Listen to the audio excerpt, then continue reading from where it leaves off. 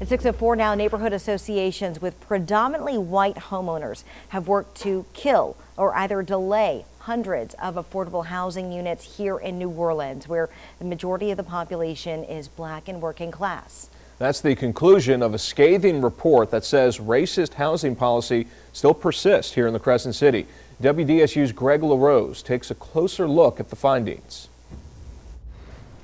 The Louisiana Fair Housing Action Center reports that over 15 years, more than 600 affordable homes weren't built in New Orleans because neighborhood organizations said, "Not in my backyard."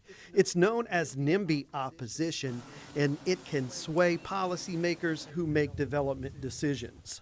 Sometimes local elected officials are really ceding authority and power to these small groups of mostly homeowners whose racial demographics are actually very unrepresentative of the racial demographics of New Orleans as a whole. The center's research identified 852 New Orleans Neighborhood Association board members by race. 60% are white, 35% black. The report concludes black people have about half as much representation as they should based on their share of the city's total population. I'm a statistician. I'm not impressed with their data. Brian Luckett is with Neighbors First for Bywater, a neighborhood just downriver from the French Quarter.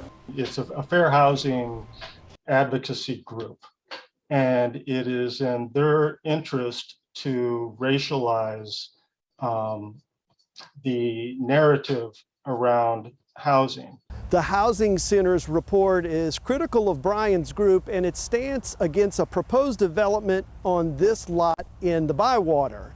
Plans call for 130 apartments with 60% set at affordable rates. Before they cleared this lot, there were just 56 housing units. We're fine with something similar in density to what was there before or a little higher, but not something as big as what they're proposing. Brian says his group has consistently supported affordable housing, but Kashana Hill with the Fair Housing Action Center says their data and research show otherwise when it comes to white-led neighborhood associations and their influence over policy decisions. Some hit dogs are hollering right now, and that's very clear.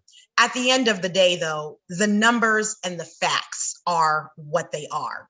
For WDSU Investigates, I'm Greg LaRose. And you can find additional details on the findings in the Fair Housing Action Center's report by going to our website this morning, WDSU.com.